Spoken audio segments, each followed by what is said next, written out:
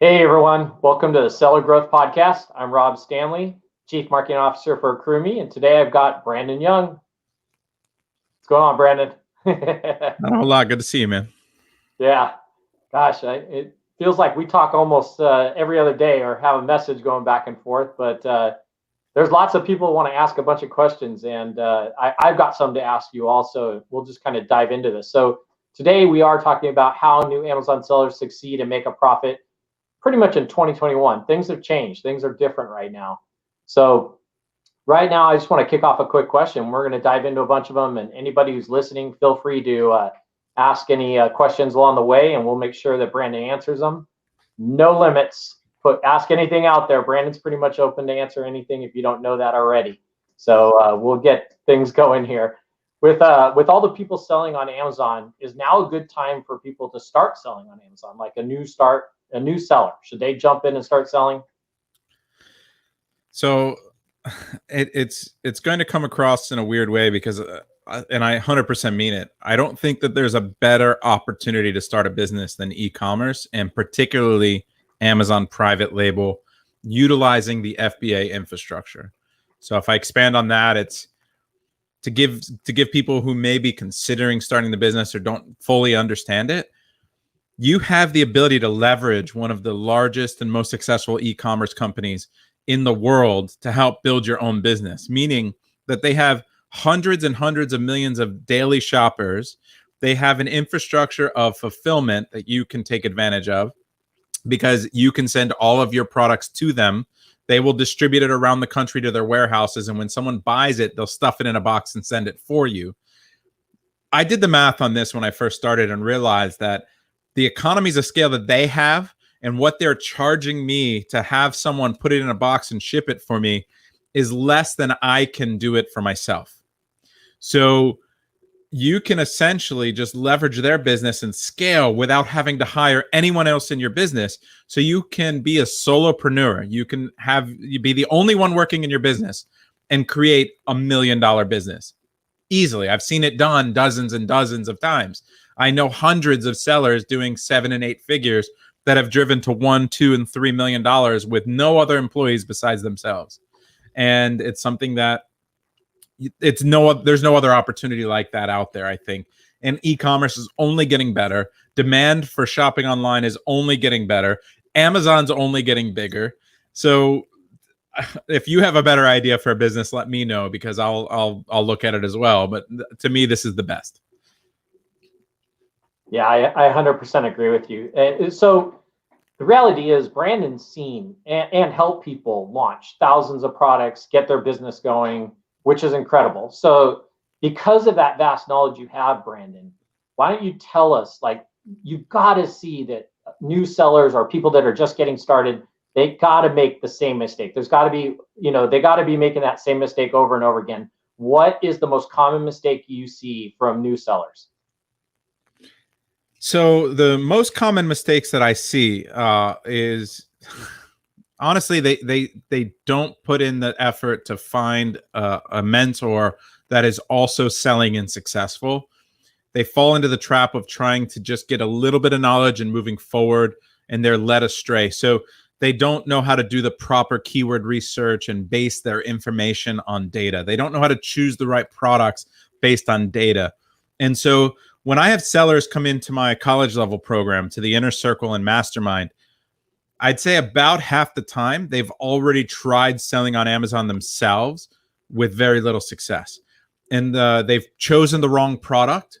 They didn't know how to properly launch it. They didn't understand the Amazon algorithm. They didn't understand keywords and optimization and the full breadth of what this business is. Even though you can do it yourself, like I just explained, you have to fully base it on data. And you have to, it's like getting a degree in multiple practices, for a college degree in multiple practices at once.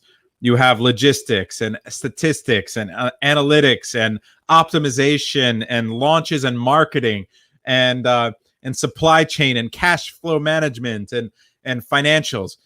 You have to learn how to do all of those things to properly run this business. And unless you have someone that's holding your hand or at least showing you the proper steps and how Amazon works, then it's very easy to make a mistake. But the first and most important thing is at least choosing the right product. If you choose the wrong product, it doesn't really matter much what you do or how good you are at launching and marketing and understanding business. You have to choose the right product to begin with. And that's the most common mistake I see. Yeah, that's perfect. And so let's follow up a little bit on that, Brandon. First of all, everybody who's out there listening and watching, we are open to questions. Feel free to send us anything you want us to talk about. We appreciate all the highs out there and all the love. Hit that like button and subscribe on YouTube. But following up on that, Brandon, what would you expect if somebody was on your course and they're learning about product research? How much time would you expect somebody to spend to possibly find that product? I know it could vary. They may find it right off the get-go and it's a big success, but the reality is it takes time to learn how to do the research, get a hold of the samples and things like that. What kind of time do you expect a new seller to spend on doing research of a product? So the majority of people coming in are working full time, have another job or position or something else that they're doing, and they're starting this. And that's the right way to do it. This is going to take time to actually start making money for you. And you have to have that mentality in the front. And the problem with human nature is that we want instant gratification. We want to be rewarded immediately for our actions. And this is not that type of business. So the reality is I ask people to put in a minimum of 10 hours a week into learning, researching, getting samples, and starting the process. Because as you said, there is a time frame for that. You can spend 10 hours a week doing research. After 2 or 3 weeks, you might have 10, 15 potential products, and you might want to order 5 samples. 5 of those you want to order samples of. That takes you a couple weeks to order, and receive. Then you're going to want to make changes, improve upon them, do the research, look at your competitors, make revisions, and then get the revised product. That's another couple weeks. So now you're 4 weeks in to 6 weeks in before you've even chosen a product and placed your first order. So the reality is you can expect from day 0 learning how to do this business properly, and learning what to look for, how to do the data analysis, the keyword analysis, how your competitors are getting sales, where the opportunity is. Day 0, learning all of those things, and then choosing a product can be 6 weeks to launching that first product. By the time you place the order, get it shipped here, you could be 4 months down the road from the day that your product lands and you launch it. And you're not making money day 0 or that day it lands. You generally are digging a little bit of hole with marketing and launch expenses. So where can you expect to start making a profit? 6 months, 8 months down the road. But the goal is you put in that time every day or every week and you launch that product, you start making money, but you reinvest the profits into a second product and into a third product. And so I try to temper my expectations for my students and say, hey, if you can continue to work in your career or your job that you want to get away from for the next year and a half, and launch, 5 or 6 successful products that can make you $100 a day, right? Or $150 a day in profit. Now you're making $1,000 a day in profit. That's going to replace the income for almost all of the people coming into this business. And that's the reality of it. Most people don't make more than $50,000 to $100,000 a year. Think about how easy it is to find a product that makes you $150 a day. That might not be enough for you to walk away or to continue to grow and snowball that business, reinvest into it. But if you do that 5 times, and now you're making $750 a day, you could take some off the table to pay your living expenses and work full time in this business and reinvest into additional products. And then it starts to really snowball. And that's the magic that we see when people start to take off and you go from, a 6-figure business, which I think is easy to do. 1 or 2 SKUs can get you there, to a 7 and multi-7-figure business. And you can get there within a year and a half, year and a half, depending on your starting budget and how much time you put into the business. But it's important to be realistic about what you're trying to achieve, when you're trying to achieve it, how much money you're going to make, setting proper goals based on reality, right? Yeah, that's great info. And we actually have some questions coming in. So let's jump into a question here. Let's see if I can get it up on the screen here.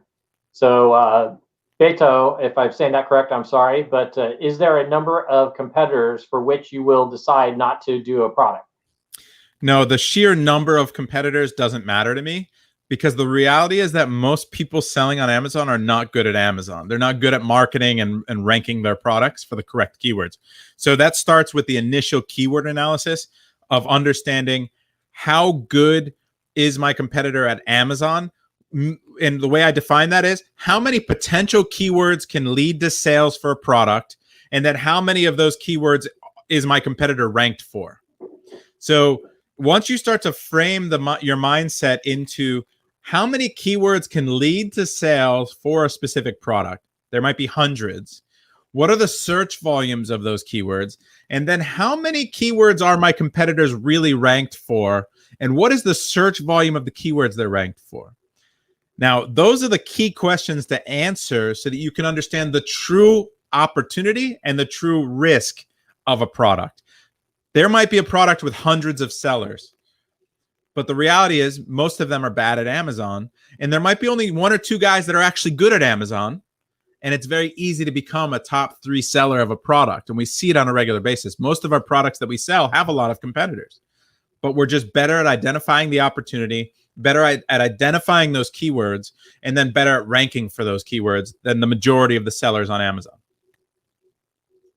Yeah, that's perfect, Brandon. And I know you've been asked this question a million times, because I probably asked it to you a bunch of times. But the reality is, for new sellers, what kind of money should they expect to start out with?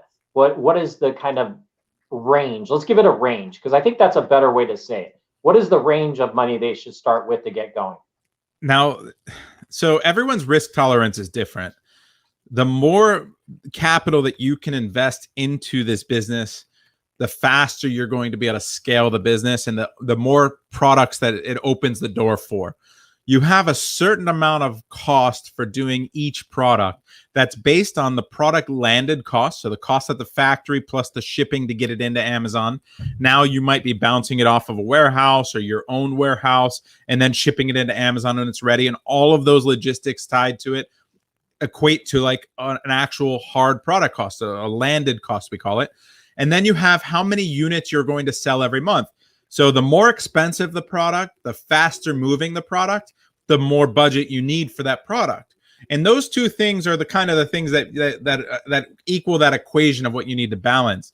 So if you have a product that is only $2 landed, very cheap product, very fast, easy to get here, and you're only selling 10 a day, then that type of product, even if you order 3 months of inventory, 900 units or 1,000 units, that's $2,000 for landed cost, plus a little bit of money on top. I like to budget at least 50% of my landed cost for marketing and some reserve for like that next order. So let's say that's only a $3,000 starting product. The reality is that you can make a little bit of money with that product. Selling 10 times a day, you make a few dollars every time it sells, you're making $30 a day profit. You need to do that a lot of times before you can really replace your income or have a very successful business making you a lot of money. So the more money you start with, the more expensive of a product you can choose, a faster moving product, a product that sells more units every day, you can choose one. And so it opens up the opportunity to make more profit every day as well. So the reality is the range would be, I think, a minimum of $3,000 to $5,000, all the way up to 50 or 100,000. You can do multiple products. And at the end of the day, our success rate as being very good at Amazon is still only 80%. So to give you an idea, the more products you launch, then the lower your risk, essentially, or the more success you're going to have. And I think that if you learn this business properly and you have a larger budget, you should launch more than one product to kind of diversify your risk a little bit. Yeah, so we had another question that just came in, so let's jump right to it. So we had a Facebook user jump on and say, what is the proper way to do deep keyword research and extract the best keywords, Brandon? Yeah, so we have a methodology that we call creating a master keyword list. So essentially what we're doing is we're using Helium 10 as a software currently. And what we're able to do and what the software is able to do is on a singular level, if I take a single competitor, I can look at all of the keywords that they're indexed for. So all of the keywords that Amazon thinks might be relevant for this product based on how they wrote their listing and how they've gotten sales. That might be 15,000 keywords. And the reality is 99% of those aren't relevant. They're on page 20 for most of them, right? It doesn't matter. They're not generating sales. What matters are the keywords that are actually generating sales. So what we do is we look at the top 10 sellers at the same time, and we take that aggregate, all of that data, all of the keywords that they're on, and then we assign what we call a relevancy score. And we go through and we create a column and we count how many of those keywords are the sellers in the top 30 to 40 positions. That gives us an idea that the more sellers that are on the first page of a keyword, the more relevant that keyword. And what you'll find is really surprising is that most of the sellers are not ranked well for most of the keywords that should be generating sales for that product. So it's a little complicated. I hope I explained it properly, but essentially what you're doing is you're going to look at the competition and you have to aggregate all of where they're getting their sales. And all of them are getting their sales from slightly different keywords, a combination of different keywords, a certain percentage of keywords. And once you aggregate that data, you're going to come up with what we call that master keyword list. And it might have 100 keywords with at least 500 search volume. And you'll find that that bestseller is only on 70% of them. That next guy is only on 50% of them. That third bestseller is only on 45% of them. And then that's where the magic happens. That's where you can see, hey, there's a lot of keywords, which represents a lot of opportunity, but there's a lower risk to do this product because the sellers aren't meeting the demand. They're not good at Amazon, and I can do a better job. So that's how we look at keywords and data, and we basically pull it and extract it from the current sellers. Yeah. I had another question I wanted to ask you. I'm going to rephrase this. So I was going to ask you about what products people should avoid, but I think you've been asked that so many times. I'm going to skip that one. Let's ask this, Brandon. There's got to be a few products that new sellers just keep bumping into, and you're just like, don't go down that road. So instead of asking the big list of things they should avoid, give us a couple of examples of some sellers that have come to you, and you're just like, oh man, why did everybody keep running across that same product and stop already? Come on, let's have fun with it. Well, so the problem becomes when you have certain gurus out there that aren't sellers themselves, and then they have a formula for how their students should find products. And if all of their students, and they might be very good at marketing, so they have a lot of students, right? Like, unfortunately, I don't do a lot of marketing, and most of my students just come from interviews and podcasts and things. But the problem is if you have 10,000 students following the very simple ABCD of how to find a product, and it has to meet a certain ABC criteria, you're going to narrow the number of products that they consider a good opportunity. And what you'll find is that these gurus or these software programs keep giving you the same products over and over, and you'll see a lot of those students will end up doing the same product. So I haven't followed up lately. Just avoid lists of products that are put out like top 20 products to sell in 2021. Don't do any of those. Those are products to avoid now because you have 10,000 people that read that and probably a couple hundred that are going to act on it, and it's going to get saturated very quickly. I remember last year, the beginning of last year, the products that I kept seeing from people that were failing in launches because they had started listening to those guys was like a scratch off map, the exercise bands. Let me see, what other products were there?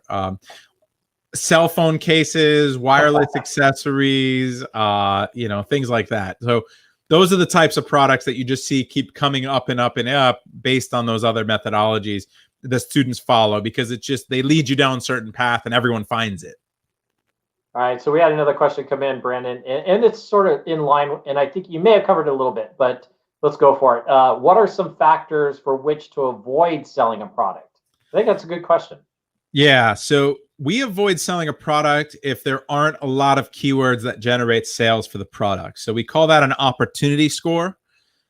If there are only 8 or 10 keywords with at least 500 search volume that generate sales for a specific product, then that's a product that's going to be very easy for people to come in that aren't good at Amazon, aren't good at doing the research that we know how to do well.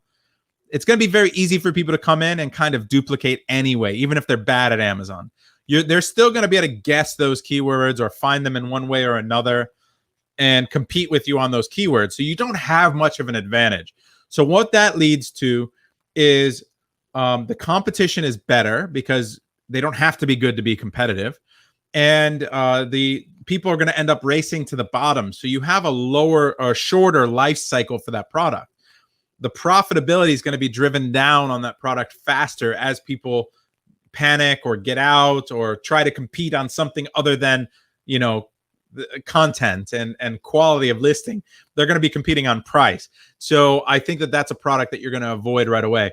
The other thing is, like, when you have a lot of sellers, when you do that master keyword list and you see that the top 5 or 6 sellers are on the majority of keywords that lead to sales, most of them are good at Amazon. We avoid that product because there's no need to compete with a bunch of good sellers because there's millions of products where most of the sellers are bad. So why would we purposely walk into a very competitive niche when there's no need to? We can just do a different product. So constantly doing research and building up a master keyword list, analyzing products and understanding what the true opportunity is and what the true risk of doing a product based on how good the competition is. That leads us to what products we should and shouldn't do. Yeah, I like it. Yeah, just real quick, stay on. We got tons more questions. Be sure to hit that like button, subscribe button. We actually had another question just come in, Brennan. I'll put it up on the screen, but I'll try to summarize it for you. It's kind of long. Basically, they're asking, so if they start with 3,000 by selecting a lower cost, lower velocity product and expecting slower growth ROI. So I think what they're trying to say is, you know, if they're starting with 3,000, is that what they can be expecting? Yeah. If you start with less money, starting with less money, you have less potential for growth and profit, right? So if your profit margin is 20 to 30% after all is said and done, and you only can generate X amount of sales with your beginning budget and how much your product costs you, then just naturally you're going to make less money from every sale and from the aggregate of those sales every month. So the more money you can start with, the higher profit potential, the higher potential you have to start reinvesting and grow the business, the faster you can grow the business. So that's the main limiting factor with starting with less capital, for sure. Yeah. So just to follow that up a little bit more, at what point do you cut your losses? Like where do you say, hey, this is it, I need to, and I'm not talking to get out completely, but you know, it's time to switch to another product or start doing the research over again?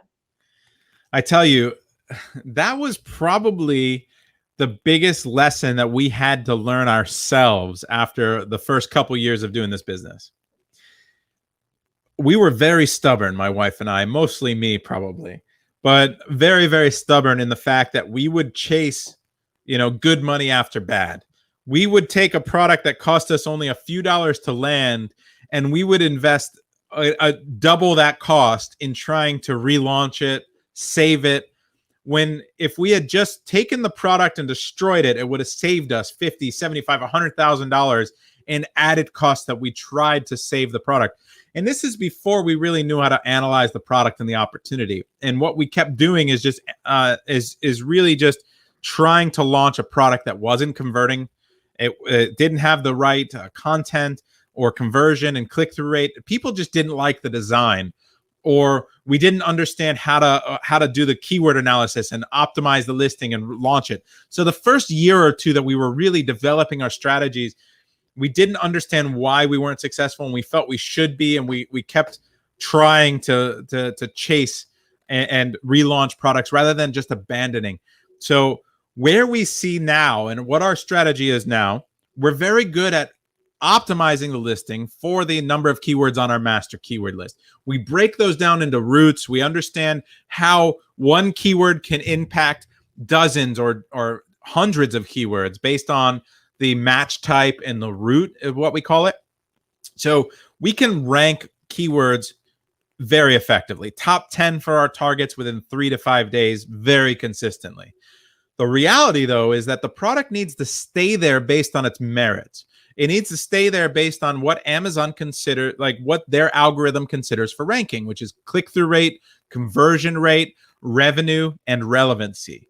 Now, if you're running PPC and your click-through rate isn't good, your conversion rate isn't good, that's a huge indicator that your offer is not as good as your competition, that there's something wrong with your offer. It could be your content, the way you're presenting your product, could be your reviews, it could be your price, but something needs to change and you need to fix it. And so what we learn right away is that if we feel our content is great, if we feel that we've done and we're competing on price and we're still not getting that click-through rate and conversion rate, then the offer that we have is not good enough to continue, that there's something wrong. And so what we'll do is we'll sell through that product, probably slower than we anticipated, but we'll still get through it. Hopefully not at a loss. For the most part, usually not at a loss, because we slow it down and just organically blow it out. And we move on from that product. And then we go back to the drawing board and we say, well, what was the opportunity that we saw in this product in the first place? What keywords did we like? Maybe we need to change the design. Why is this competitor doing well and why didn't we do well? And then we start to test whether it's new designs or new products, or maybe the opportunity changed from the time we found it to the time we launched it. And we need to analyze that. So the most important thing is that you go back and you learn from the mistake, or you learn from the failure, so that you don't make the same mistake again, or you can iterate and change and improve. But don't keep throwing bad money or good money after bad. Yeah, that's really good. And we had a question come in. I'm not going to put it on the screen. It's really long, but they basically were talking about having success in selling like Me Too products, right? Common products that a lot of people are selling, but with zero differentiation, and maybe the top 10 sellers are really awful at keyword analytics and ranking. I'm going to answer that. I've done that. I mean, there's been times I've come in and I've seen that there's just people failing.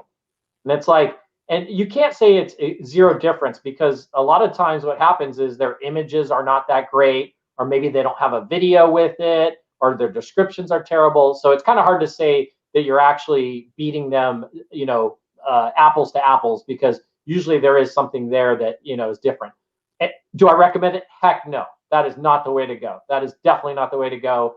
If you're going to go into that sort of Me Too space, you're going to have something that's different, a different feature, a different, something that makes it different, that it'll make it stand out. So there, I answered it for you, Brandon. Yeah, I think the biggest key there is that, like you touched on it, is that your offer needs to be better than your competition. Now, offer can be identified as price, content, and just the quality of your product, or the having an additional feature, like you said, right? So how do you beat products that are in a Me Too category? If we do the master keyword list and we see that everyone is bad at Amazon, we'll probably still do that same product, but we're going to have a great looking image. We're going to have like great content and a good price on it. And we're going to come in and just rank wider, faster, for more keywords than our competition, and very quickly establish that product in a barrier, like in a product that seems to have a barrier, because most of the people selling it just can't find the keywords, can't rank for them, and stuff like that. So Me Too products aren't necessarily bad if they have a lot of keywords, and the majority of the current sellers are bad. But always make sure your offer is there, that you have that you're offering a better images, better content, and better price than your competition. Most of the time, price. Yeah, so another one came up, and I'm just throwing it up on the screen here. But basically what they're asking is, when they go to do their first order, having the logo on their product, or should they have the logo on the product, have the logo on their boxes? I mean, I know how I'd answer that, but what do you say to that, Brandon? Yeah, I always go in fully branded. Now, it might be a product that just comes in a poly bag. That's fine. A lot of products are like that. Our key is to always make our packaging as efficient as possible. We build huge amounts of advantage into our product by making the packaging more efficient, making the product more efficient. There are certain weights and certain dimensions that if you're just slightly under, you can have anywhere from $1.50 to a $5, $10 advantage over your competition. And we've seen that. We do it on a regular basis where we go into the factory or the showroom and we sit down with the factory and we say, we need you to change this by an inch. And that inch can save us $5 over the competition. We can sell it, therefore, for $3 cheaper and still make $2 more than our competition.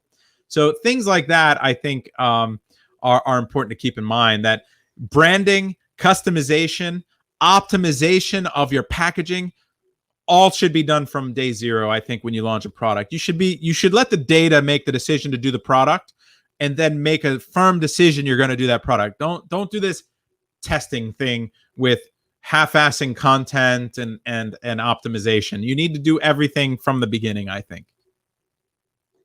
Yeah, I agree with that 100%. And keep the questions coming. There is some more we'll be asking. I got to throw a couple questions in also. So Brandon, it always seems like when people selling on Amazon are trying to race to the bottom, okay? And a lot of times racing to the bottom also means that they sacrifice on quality. Speak about people that go in and they're too focused on that low dollar amount, low quality, get it up there, and hey, I'm going to beat you and I'm going to have a better price on Amazon. I should sell a ton of them, but really you're sacrificing quality. Yeah, that's a really short-sighted approach. You need to think about, even though you need to have a better offer than your competition, and a lot of times that's price, it should never be at the sacrifice of quality, because your reviews will kill a product. If you have poor reviews and your reviews are lower than your competition, then it leads to those factors that I talked about will kill your ranking, which are click-through rate and conversion rate. You're going to get less clicks, you're going to get less conversion, and therefore your organic ranks on those keywords are going to slide. Therefore, your organic sales are going to slide. And next thing you know, you don't have a profitable product anymore. So it's okay to come in with the mindset that I want to create an advantage and be competitive on price, but you shouldn't sacrifice quality for that. Yeah, well said. Let me pull up the question real quick. Somebody was asking about best ranking technique to use or you use. Yeah, ranking is just understanding the algorithm. And so we approach ranking with a scalpel and make sure that we know exactly what levers to pull. There's some secret sauce there that I don't necessarily want to share open here in a public forum, but it's just, like I said, just understand the 4 things Amazon looks for. It's the click-through rate, the conversion rate, the revenue, and the relevancy. When we first launch, we're establishing relevancy with certain types of PPC campaigns, with product targeting ads, with exact campaigns, and we're doing everything we can the way that we optimize and write our listing to make sure Amazon knows exactly what we're selling, and we're establishing the product to be able to rank for all of the potential keywords that we were able to find in our analysis. Other than that, like, you have to understand what Amazon looks for in particular ratios for ranking. And there's a lot of strategies that people know and are out there with, like search, find, buy, and driving outside traffic. And we do a lot of that stuff. But the key is that you have to know at what ratios and exactly how many so that you can be precise with it. A lot of people might throw 100 products away at ranking when you really only needed 10. It was just the right way to do it. And like I said, some of that secret sauce stuff that we keep for the inner circle, but I think that'll give you enough of a head start. Yeah, so let's dive a little bit into dealing with negative reviews in 2021. Things have changed. I mean, last time I had you on was probably well over a year ago, and things were quite a bit different then.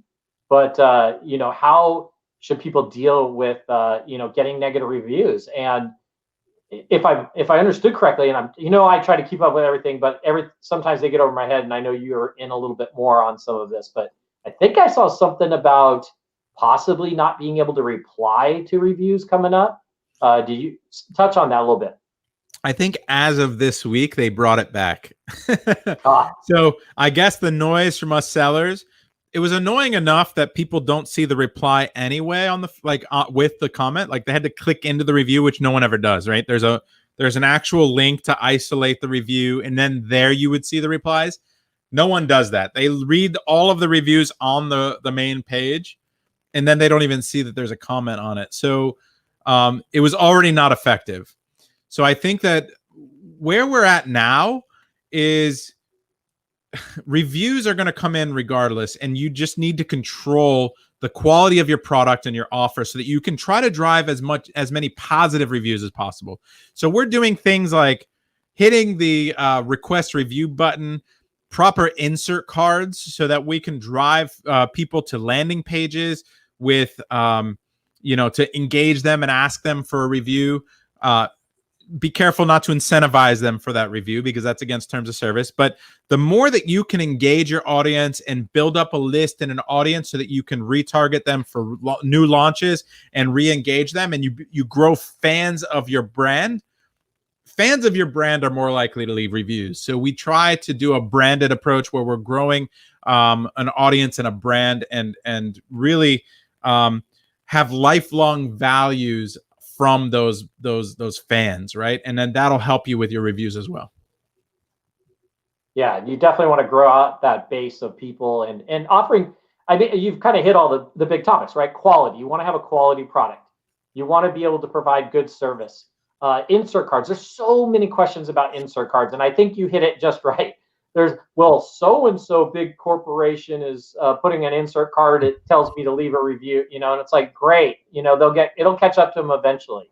Yeah. Follow the rules early, because why would you risk thousands, if not millions of dollars of your company sales, on a card, on one little thing, because you said, hey, Joe Schmo's doing it. Well, Joe jumps off a bridge, I'm not jumping with. So, be careful on that stuff. So, more questions are coming in, and keep them coming. We really do appreciate it. And make sure to hit that like and subscribe button. Brandon, let's touch a little bit on your background, so a little more, and feel free to jump in, people. If there's questions, we'll jump back into more selling questions. But how many hours are you putting in a day to run your business? And I'm going to keep this two-part: run your Amazon side of the business, and then run the seller system side of the business. And when do you sleep, man? Come on. So I'm fortunate enough that we have an amazing team, and my wife really heads and spearheads the majority of our business now. So she's able to grow our team, put into place processes. We have a huge team in China. We do a lot of our product development there. We do a lot of our product optimization there. I do some training. I do some launches still on this end. I do marketing, and I do some product discovery, content, like as far as written content. And then we have our actual photographer and videographer in-house as well. So it depends what time of year, how many products we're launching. I do split up my time, but it's nice to be able to just be able to work, on the business rather than in it, and continue to grow it. I like to dedicate more of my time towards the other projects we're working on, which is the growth of an incubator, brand management, the coaching and seller systems, and giving my students a lot of time, the multiple weekly calls we do. That's where I enjoy spending most of my time these days. And then supporting my team with even internal trainings or trainings for other large PE firms and management firms and things. So, my time is pretty spread out, as you said, and we've got a lot of things going on, but I'm lucky enough to have scaled to a point where the majority of the day-to-day is handled by a very good team. Yeah. I don't think people even understand the amount of time it takes me to get Brandon on the podcast. I've been bugging you probably for at least a month, maybe a little bit more, and it's just a quick reminder. Hey, Brandon, I want to get you on. Hey, Brandon, I want to get you on. Then I'll start texting him. Hey, Brandon, I want to get you on. I'm sure I annoy him at some point, but never annoying. I need a little push. I appreciate it. I appreciate that too. And usually that's what Brandon says. Hit me up in another week and remind me. So keep the questions coming. I see them coming in. That's great. I have a couple questions for you regarding teams, right? At what point is a good time to start looking at building a team and expanding a team and maybe getting a VA? And do people sometimes do it too early? And, I also want to mention that how nice is it when I say team, your wife's part of the team, or as an owner, part of the team. I had that too, and that was absolutely amazing. I mean, my wife was absolutely awesome, doing all the accounting, because I didn't want to do that part. Just let me deal with running the business. But what point should people look at expanding their team? Yeah, I think absolutely people grow their team too early. They spend too much on overhead too early. They put into place large infrastructure and costs too early, and they stifle the growth of their company. The more you can do yourself for the longer period of time, the more money you're going to end up being able to make, and the more you can reinvest into the company. And we see it on a regular basis where a company's making money, but their overhead either exceeds or is close to their profit, and the company will never grow because you can't invest more capital into it. You have to borrow to then or then reinvest more money in order to grow the business. So I think realistically, if you can hire a VA, and I'm not talking about VAs. You can hire a VA to take away some of the automated processes like customer service. You might be able to hire a firm to manage your pay-per-click if that's something you hate doing. But I think even with only a few SKUs, it's something you should learn to do yourself. And you should definitely learn to do it correctly and yourself so that you can make sure that the firm doing it is good. Because 90% of the firms out there are just not good at PPC management anyway. They're just going to overcharge you, and your costs are going to be out of control, and they're not going to understand how it truly impacts your organic ranks and take that into consideration. There's a lot more to PPC than most people think. So I recommend learning that yourself. You can realistically grow to $1 to $3 million in revenue with, 10 to 20 SKUs yourself. To give you an idea, like I have a salesperson in charge of 20 SKUs. Now I have, many salespeople that are in charge of SKUs, but one person can manage 20 to 30 SKUs themselves.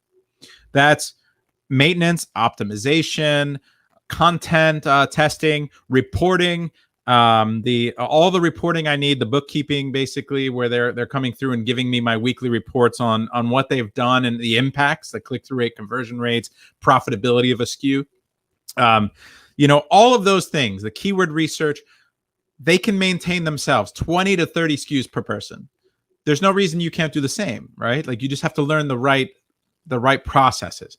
And now a lot of people, they don't want to put in the work. They're busy with doing other things. Now that's one full-time person. And I can understand that when you're first starting this business, you have a full-time job and you only have 10 to 20 hours. The time you get home and you feed your, if you have kids or you feed yourself or your kids and you put them to bed and it's 8:30, 9 o'clock until 2 a.m. every single day. And you get up and you start again at 7 a.m. and you sleep for 5 hours and you do that every single day. Yeah, that's hard. That's hard. And a lot of people don't want to put that extra work in and dedicate themselves to building up the business. And they give up because they'd rather turn on Netflix. They'd rather watch the latest episode of Cobra Kai, which, is awesome. What's wrong with that? Yeah, I mean, but the reality is, if you want to succeed in this business, that 20-hour-a-week job should be yours. It shouldn't be outsourced. It shouldn't be hired. It shouldn't be somebody else. And it definitely shouldn't be outsourced until you know it and you know it well, because you never know how good of a job someone else is doing. And you don't even know what processes to put in place because you don't know it. And so you become worse at hiring, you become worse at managing, and you waste money and you don't even know it. Right? So become proficient in every aspect of this business: product research, sourcing, logistics, optimization, content creation, content optimization, PPC, marketing, launches, like finances, your financials and your tracking, right? Become proficient in all of that before you decide to outsource anything. Dedicate the first 6 to 12 months of building this business up yourself. Then start to replace yourself where you can.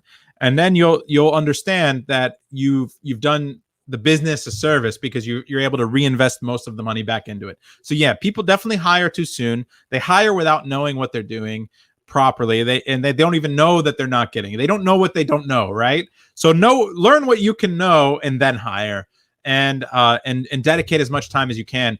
Eventually, you'll be able to work in this business full time. It's paying you enough to walk away. I just did a great interview with one of my students who went from zero to targeting seven figures in profit this year, $1 million in profit this year in under 2 years. And she's phenomenal, but she just quit her job, and her husband is now working in the job full time, and she's maybe 18 months into the business.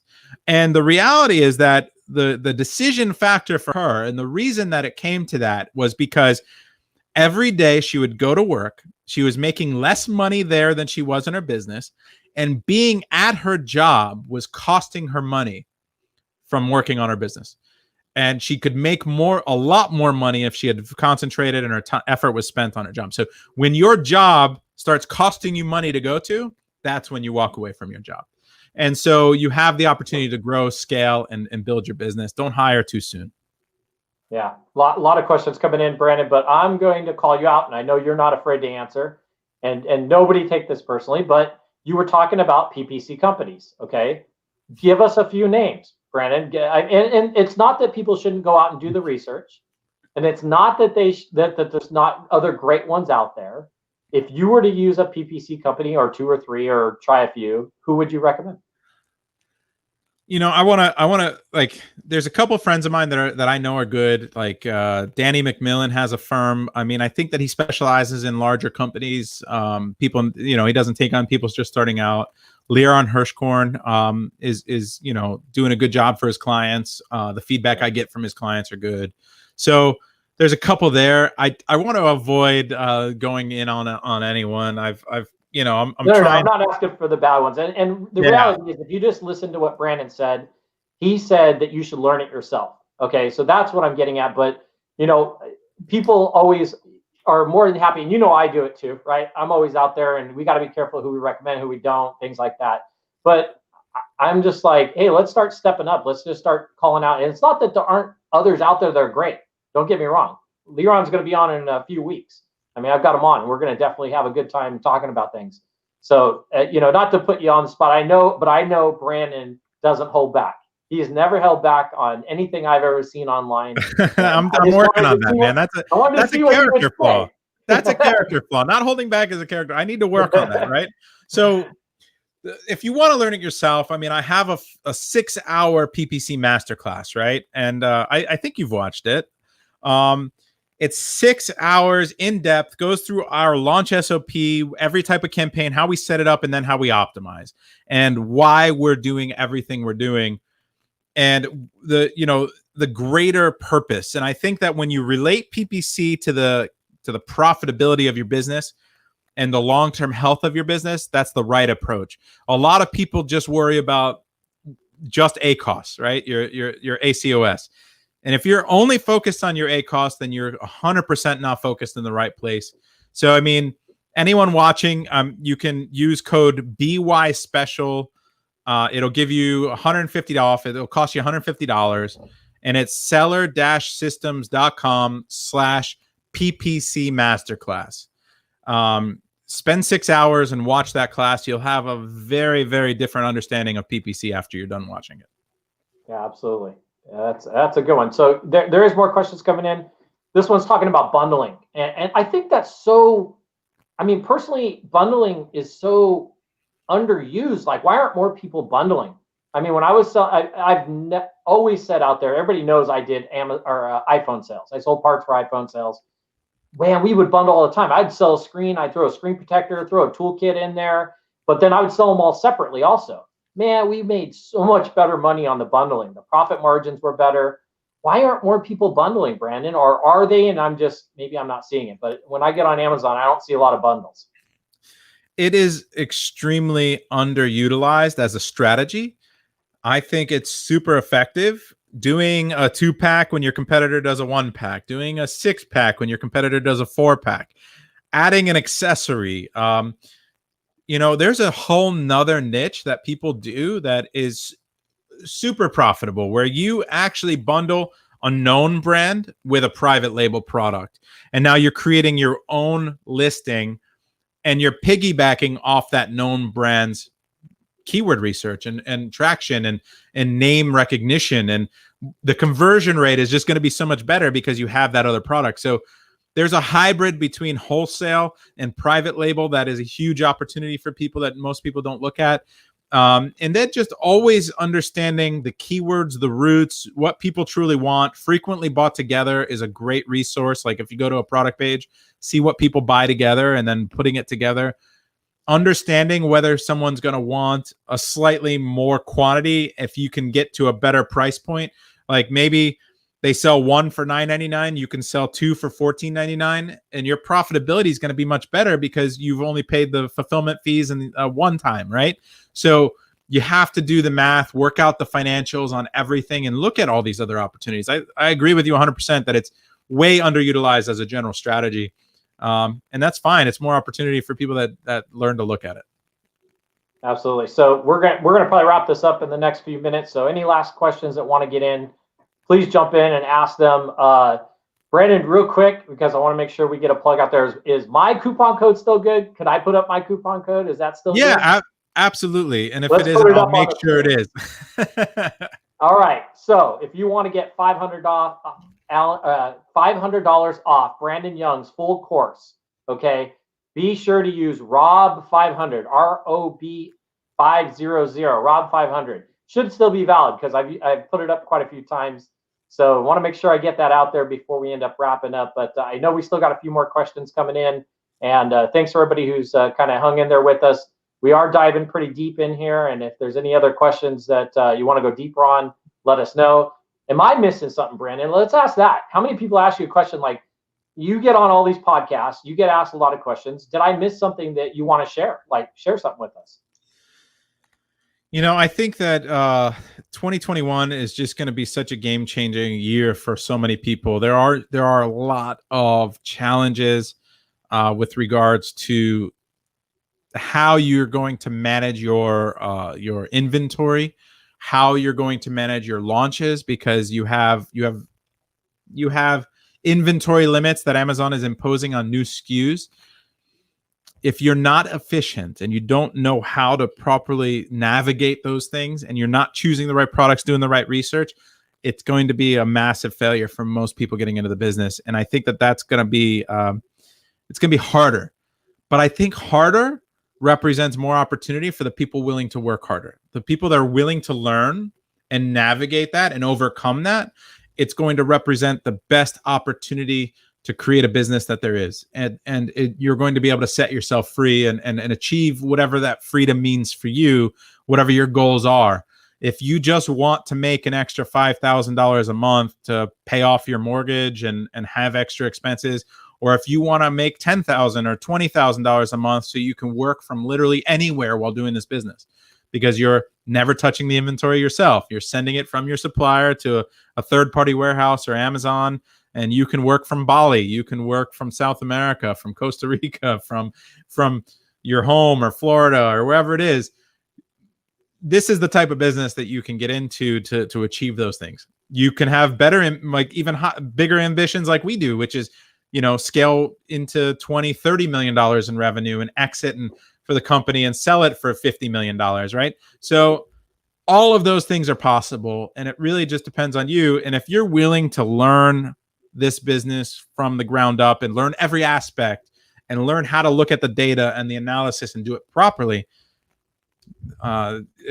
there's no better opportunity. Amazon is just going to keep growing. E-commerce is here to stay. All the pandemic did was accelerate that growth. And, you know, I just want to convey the opportunity because I want to see as many people achieve that success, that freedom as possible. Yeah, absolutely. And real quick, full disclosure, the ROB 500, I'm not getting an affiliate. Brandon's not paying me a dime. In fact, what was it, 4 weeks ago, I paid for the course. Correct, Brandon? Yeah, I paid for the course. So anybody who thinks I'm getting things for free, try again. I paid for the course. I am in an inner circle. Come on and hit me up in there. Brandon, I really appreciate you coming on the Seller Growth Podcast. And it's been just awesome having you on. And any last words you want to jump in, make sure, was it seller-systems.com? Head over there, ROB 500 to get $500 off the course. If I missed something, go ahead. Inner Circle. Tell them about the Inner Circle just to make sure. Yeah, so essentially we have some master classes up. You can watch a 4-hour masterclass on our detailed research strategy. So how we look at the data, how we choose products, how we source it. I go through live examples. That includes an optimization of how we create that master keyword list and then build a listing. That's $200. I mean, I can give you a code for that. Same code for the PPC will work for that one as well. And then we have that PPC 6-hour class. And then we have what Rob was referring to, which is the Inner Circle. That is a college level course and mastermind. You get content that is every aspect of this business that we talked about, from finding the product all the way through to launching it and brand building and off Amazon marketing, Facebook ads and chatbots and building up a list and launching the product. And it includes a year in our private mastermind group where we have over 900 students, ranging. We have from brand new all the way up to 8-figure sellers. We have over 157 and 8-figure sellers in the group, and you spend a year in there. It's super active. We teach an abundance mentality. Like we're not competition in this, even though we kind of are. The reality is that we can be selling the same category of goods and have hundreds of SKUs each. The overlap will be minimal because there's so many thousands and millions of products that represent good opportunities to sell on Amazon. And it's only growing. The total demand is just growing so much that there's room for all of us. You can be the first bestseller and I'll be the second. We're both going to be very wealthy and very happy. So we teach an abundance mentality. We're in there helping each other. And every single week I'm live just like this, spending hours answering questions for students and making sure that you guys understand exactly how to do and execute on your business. And so that's the Inner Circle college level course and mastermind. Comes with the weekly calls and a year in that mastermind. And that's what Rob was referring to save $500. Use Rob 500. That is seller-systems.com/inner circle. Yep. And we have one last question. I'm going to throw this one last question up, not the one that's up right now, but we did have somebody, I promised I would ask this. Is the 200 inventory limit only on the first order sent to Amazon for first-time sellers? I forgot to ask that to you. It's not. So it's not for first-time sellers. It could be like we're 8-figure sellers and we have that limit on every new SKU basically. So it's very frustrating. The way that they determine whether to raise that limit is 100% based on the performance of that, the sell-through rate of that product.